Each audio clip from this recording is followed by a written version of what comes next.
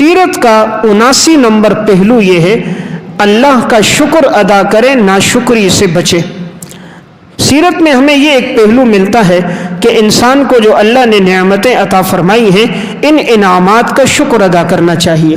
قرآن کریم میں اللہ رب العزت فرماتے ہیں لَإِن شَكَرْتُمْ، اگر تم میرا شکر ادا کرو گے لَأَزِيدَنَّكُمْ، میں ضرور بے ضرور نعمت میں اضافہ کر دوں گا، وَلَئِن كَفَرْتُمْ، اور اگر تم لوگ ناشکری کرو گے تو یقیناً میرا عذاب بہت سخت ہے۔ تو دیکھیں یہاں دو تاکیدیں ہیں، لام بھی تاکید ہے، نون بھی تاکید ہے کہ اگر تم شکر کرو گے تو میں نعمت میں اضافہ کر دوں گا۔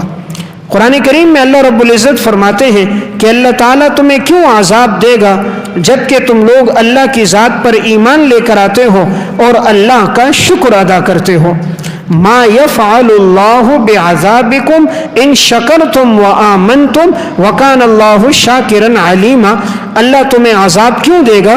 اس لیے کہ تم اللہ کا شکر ادا کرتے ہو۔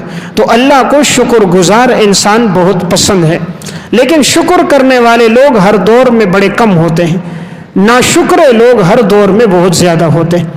سیرت میں ایک واقعہ موجود ہے، یہ واقعہ صحیح بخاری میں ہے۔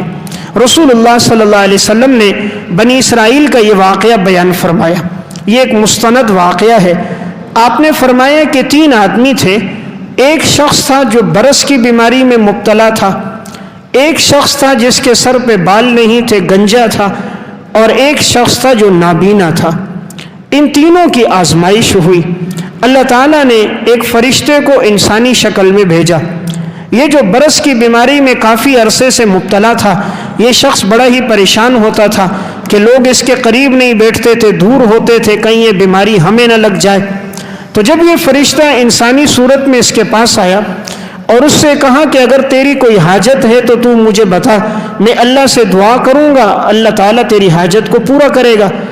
اس نے کہا میری ایک ہی حاجت، ایک ہی سوال ہے، یہ مجھے برس کی بیماری ہے اور لوگ مجھ سے نفرت کرتے ہیں، یہ بدنما داغ میرے جسم پر ہیں، تم دعا کرو اللہ مجھے شفا دے دے۔ اس فرشتے نے اللہ سے دعا کی، اللہ نے فوراً اس کو شفا دے دی۔ یہ بڑا خوش ہو گیا، اس نے کہا اب بتا اگر تجھے مال میں سے کچھ چاہیے میں تجھے دوں گا، میں دعا کروں گا اللہ تجھے عطا فرمائے گا، برکت دے گا۔ اس نے کہا کہ مجھے مال میں اونٹ بہت پسند ہے۔ اس نے دعا کر دی اور ایک اونٹنی اسے دے دی، کہا اللہ تعالیٰ تیرے لیے اس مال میں برکت ڈال دے۔ اور اب اس اونٹنی سے بچے پیدا ہوتے گئے، نسل بنتی بنتی بہت بڑی نسل ہو گئی۔ اب یہی شخص جو فرشتہ تھا یہ دوسرے کے پاس گیا جس کے سر پہ بال نہیں تھے، اس سے کہا تیری زندگی کی کوئی آرزو ہو تو بتا۔ اس نے کہا ایک آرزو ہے، میرے سر پہ بال نہیں ہے، اگر میرے سر پہ بال آ جائیں تو میں ذرا خوبصورت نظر آؤں گا۔ اس نے دعا کی، فرشتے نے، اللہ نے اس کے سر پہ بال لے آئے۔ پوچھا بھائی تجھے مال میں کیا پسند ہے، میں تجھے دوں اور دعا کروں گا اللہ برکت دے گا۔ کہا مجھے گائیں بیل یہ بہت پسند ہے، تو ایک گائیں اسے دے دی، دعا کر دی کہ اللہ اس میں برکت ڈال دے۔ اب اللہ رب العزت نے بھی خوب برکت ڈالی، چند سالوں کے اندر ہی گائیں سے بچے پیدا ہوتے گئے، نسل بڑھتی بڑھتی دونوں پہاڑوں کے درمیان ایک ریوڑ بن گیا۔ اب یہی فرشتہ تیسرے کے پاس گیا جو نابینا تھا، اس سے پوچھا تیری زندگی کی کوئی خواہش ہو تو بتا۔ اس نے کہا ایک ہی خواہش ہے کہ اللہ مجھے بینائی دے دے، میری آنکھیں نہیں ہیں، میں کائنات کو دیکھ نہیں سکتا، میں نے کسی چیز کو دیکھا نہیں، گویا نہ والدین کو دیکھا، نہ رشتہ داروں کو، نہ عزیز و اقارب کو، نہ اللہ کے گھر کو، نہ اللہ کے کلام کو، میری آنکھوں کی بینائی آ جائے، یہی میری زندگی کی ایک بہت بڑی آرزو۔ فرشتے نے دعا کی، اللہ نے اسے بینائی لوٹا دی۔ پوچھا بھائی تجھے کیا پسند ہے، کہا بکریاں پسند ہیں۔ اس نے ایک بکری دی اور دعا کی کہ اے اللہ اس کے لیے برکت ڈال دے۔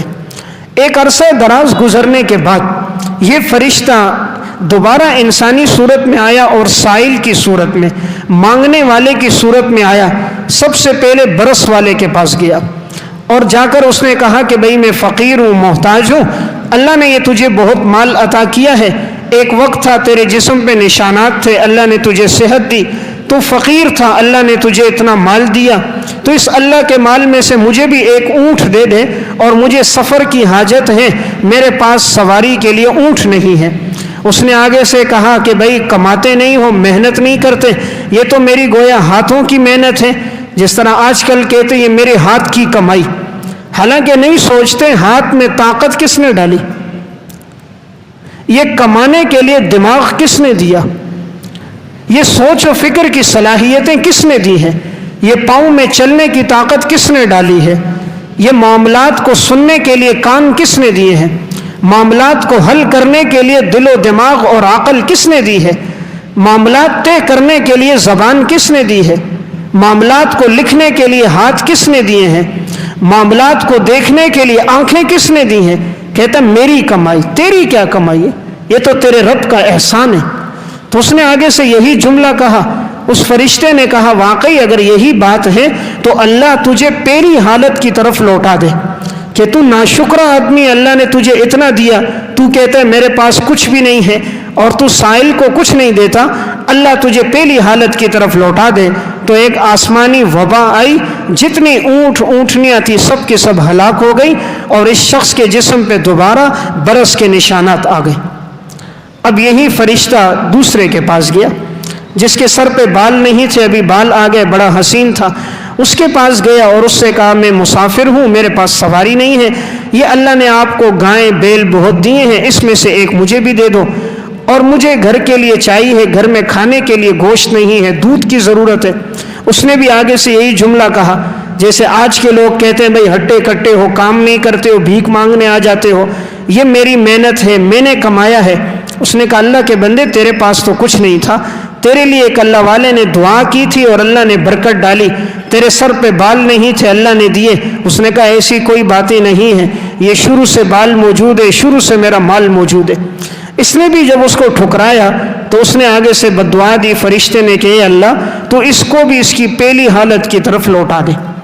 اب آسمانی وبا سے سارا مال ہلاک ہو گیا اور اس شخص کے دوبارہ سر سے بال چلے گئے۔ اب یہ تیسرے کے پاس گیا جو نابینا تھا، اس سے جا کر کہا تیری آنکھوں کی بینائی نہیں تھی، تو کائنات کو دیکھ نہیں سکتا تھا، تو نے ماں باپ کو نہ دیکھا، تو نے کائنات کو نہ دیکھا، عزیز و اقارب کو نہ دیکھا، اللہ نے تجھے بینائی دی، اللہ نے تجھے مال دیا، اس مال میں اللہ کے نام پر مجھے بھی دے دے۔ اس نابینا شخص جو ابھی بینا ہو گیا تھا اس نے کہا تم بالکل ٹھیک کہہ رہے ہو، ایک وقت تھا میری آنکھوں کی بینائی نہیں تھی، مجھے کچھ نظر نہیں آتا تھا، میں چلتے پھرتے دوسرے انسان کا محتاج تھا، ایک اللہ والا آیا تھا، اس نے دعا کی اور اللہ نے مجھے بینائی دی۔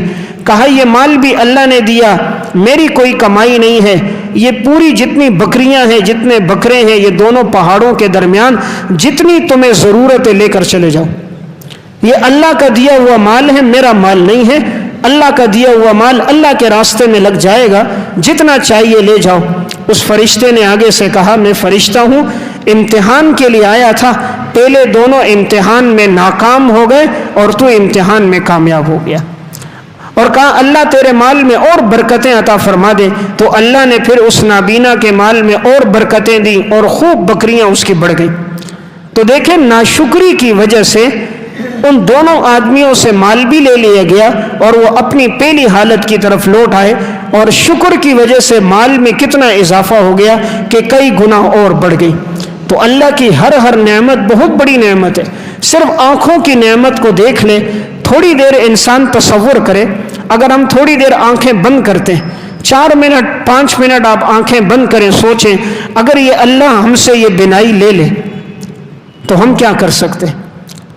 صرف ایک نعمت اللہ صرف بینائی لے لے تو انسان کچھ نہیں کر سکتا، باقی نعمتیں اور احسانات تو اللہ کے بہت بڑے، اللہ کی ہر نعمت بہت بڑی نعمت ہے، لیکن آنکھوں کی بینائی بہت بڑی نعمت ہے۔ کسی نابینا سے پوچھیں آنکھیں کتنی بڑی نعمت ہے، اور جب انسان آخری عمر میں ہوتا ہے، بینائی کمزور ہوتی ہے، پھر کتنی دقت پیش آتی ہے، کتنی تکلیف پیش آتی ہے انسان کو۔ تو اللہ کی ہر نعمت بڑی نعمت ہے۔ تو اس میں ہمارے لیے سبق یہ ہے انسان اپنی زندگی میں شکر کو لے کر آئے، ناشکری سے اپنے آپ کو بچائے۔ آج کے اس دور میں ہمارے اس معاشرے میں ناشکری بہت زیادہ پھیل گئی ہے، جس سے بات کرو وہ کہے گا ایسے حالات ہیں، اتنی مہنگائی ہے، گھر میں کھانے کے لیے کچھ نہیں ہے، بھوک سے مر رہے ہیں، بعض تو یہ جملہ کہہ دیتے ہیں زہر کھانے کے لیے کچھ نہیں۔ یہ ناشکری کے ایک انتہا ہے۔ اللہ نے جتنا دیا ہے اللہ کا شکر ادا کریں، اللہ نے ہمیں بہت کچھ دیا، اگر اللہ ہم سے یہ نعمتیں لے لیتا۔ احیاء علوم الدین میں امام غزالی رحمہ اللہ نے لکھا، ایک شخص ایک بزرگ کے پاس آیا اور ناشکری کے کلمات کہنے لگا، اس بزرگ نے اس کو سمجھانے کے لیے کہا کہ یہ جو تیری آنکھوں کی بینائی ہے، اگر یہ بینائی نہ ہوتی، تیرے پاس 10,000 درہم ہوتے، کیا تجھے پسند ہے؟ اس نے کہا نہیں۔ کہا یہ تیرے ہاتھوں میں طاقت ہے، اگر یہ ہاتھوں کی طاقت سلب کر دی جائے، تجھے 10,000 درہم دے دیے جائیں، پسند ہے؟ کہا نہیں۔ کہا اگر تیرے پاؤں سے چلنے کی طاقت لے لی جائے، تجھے 10,000 درہم دے دیے جائیں، پسند ہے؟ کہا نہیں۔ کہا تجھ سے یہ عقل اور دماغ لے لیا جائے تو مجنون اور پاگل ہو جائے، 10,000 درہم ہم تمہیں دیتے ہیں، کیا پسند ہے؟ کہا نہیں۔ کہا اللہ اگر معدے کی نعمت لے لے، تم کھانا ہضم نہ کر سکو، 10,000 درہم تمہیں دے دیے جائیں، پسند ہے؟ کہا نہیں۔ کہا پیشاب کا راستہ اگر بند ہو جائے، تم پیشاب نہ کر سکو، 10,000 درہم اس کے بدلے میں دیے جائیں، پسند ہے؟ کہا نہیں۔ کہا اگر اللہ پاخانے کا راستہ بند کر دے، تم بولو براز نہ کر سکو، 10,000 درہم تمہیں دے دیے جائیں، کیا تمہیں پسند ہے؟ کہا نہیں۔ کہا اللہ کے بندے 1,00,000 دراہم کا مالک ہے، پھر بھی ناشکری کر رہا۔ 1,00,000 دراہم کا رب نے تجھے مالک بنایا، پھر بھی ناشکری کر رہا ہے۔ تو شکر کا پہلو انسان اپنی زندگی میں لے کر آئے، اللہ تعالیٰ نعمتوں میں اضافہ فرما دیتے۔ حضرات سلف میں شکر کا کتنا پہلو تھا۔ المستطرف فی کل فن مستظرف، عربی کی یہ کتاب، اس میں واقعہ ہے۔ حضرت عروہ بن زبیر ولید بن عبد الملک کے پاس بیٹھے ہوئے تھے۔ تھوڑی دیر میں خبر آئی کہ آپ کا ایک بیٹا چھت کے اوپر سے نیچے گرا اور اس کا انتقال ہو گیا۔ تو انہوں نے اس موقع پر کہا الحمدللہ لئن اخذت واحدا ولقد ابقیت جماعتا، اے اللہ تو نے اگر ایک بیٹا لیا ہے تو باقی پوری جماعت کو تو نے باقی بھی رکھا ہے۔ یعنی اور بھی تو بیٹے اور بیٹیاں تھیں، اگر تو چاہتا سب کو لے لیتا، سب بیٹوں کا انتقال ایک دن ہو جاتا، سب بیٹیوں کو ایک دن اللہ تو اٹھا لیتا، تو اس پر بھی قادر ہے، لیکن اے اللہ تیرا شکر ہے تو نے ایک کو لیا ہے، باقی کو نہیں لیا۔ یہ وہ لوگ ہوتے ہیں جو ناشکری کا پہلو نہیں لاتے، ہر جگہ شکر کا پہلو لے کر آتے ہیں۔ جو غم ہو تکلیف ہو اللہ کو ہمیشہ یاد رکھتے ہیں۔ تو میں بات عرض کر رہا تھا، سیرت کا 79 نمبر پہلو یہ ہے اللہ کا شکر کریں، ناشکری سے انسان اپنے آپ کو بچائے۔ سیرت کا 80 نمبر پہلو ہے اپنے غلاموں پر، نوکروں اور خادموں پر شفقت کرنا۔ آپ صلی اللہ علیہ وسلم کی زندگی میں بھی یہی پہلو تھا کہ آپ کا ہمیشہ معاملہ رہا ہے اپنے غلاموں کے ساتھ، اپنے ماتحتوں کے ساتھ نرمی کا۔ حضرت زید رضی اللہ تعالیٰ عنہ آپ صلی اللہ علیہ وسلم کے ساتھ رہے ہیں، لیکن آپ کا معاملہ اتنی نرمی اور محبت کا تھا کہ ان کے والد اور چچا ان کو لے جانے لگے، انہوں نے فرمایا نہیں میں حضور کے ساتھ رہوں گا۔ اپنے سگے والد اور چچا کے ساتھ نہیں گئے، آپ صلی اللہ علیہ وسلم کی رفاقت اختیار کی۔ حضرت انس بن مالک کہتے ہیں میں نے حضور کے ساتھ 10 سال گزارے، لیکن کبھی آپ نے مجھے اف تک نہیں کہا۔ کوئی کام میں نے کیا تو نہیں کہا کیوں کیا، اور نہیں کیا تو یہ نہیں کہا کیوں نہیں کیا، یعنی ہمیشہ نرمی اور محبت کے ساتھ آپ پیش آئیں۔ اور آپ نے یہی درس صحابہ اکرام کو بھی دیا۔ حضرت ابو مسعود انصاری رضی اللہ تعالیٰ عنہ اپنے غلام کو مار رہے تھے، آپ صلی اللہ علیہ وسلم پیچھے سے آ رہے تھے، انہیں معلوم نہیں تھا کہ حضور پیچھے ہے۔ آپ صلی اللہ علیہ وسلم نے پیچھے سے ایک جملہ کہا، آپ نے فرمایا اعلم ابا مسعود، اعلم ابا مسعود، اعلم ابا مسعود، ابو مسعود جان لو، ابو مسعود جان لو، ان اللہ اقدر علیک منک علی ھذا الغلام، جتنا تم اس غلام پر قدرت رکھتے ہو اس سے کئی گنا زیادہ تمہارا اللہ تمہارے اوپر قدرت رکھتا ہے۔ جتنا تم اس غلام پہ قدرت رکھتے ہو اس سے کئی گنا زیادہ تمہارا اللہ تمہارے اوپر قدرت رکھتا ہے۔ جب وہ تمہاری غلطیاں دیکھ کر تمہیں سزا نہیں دیتا، معاف کرتا ہے، تم بھی غلام کی خطائیں دیکھ کر درگزر کرو۔ اللہ ہماری کتنی خامیاں اور غلطیاں دیکھتا ہے، لیکن حلیم ہے، وہ اللہ معاف کر دیتا ہے۔ لیکن انسان نوکر اور خادم کی معمولی بات دیکھ لیتا ہے، اتنا برا بھلا کہتا ہے، گالم گلوچ کرتا ہے، اللہ کی پناہ۔ صرف تھوڑی دیر اگر تاخیر سے نوکر آ جائے کتنا برا بھلا کہا جاتا ہے۔ اگر وہ ایک گراہک کو اٹینڈ نہ کرے کس طرح ماں بہن کی گالیاں دے دی جاتی ہیں، حالانکہ کیا دے رہا ہے، چند ہزار روپے کا معاوضہ بس، لیکن اس میں اس کو دوسرے کی عزت کا خیال نہیں ہوتا، حالانکہ عزت نفس بہت بڑی اللہ کی طرف سے نعمت ہے۔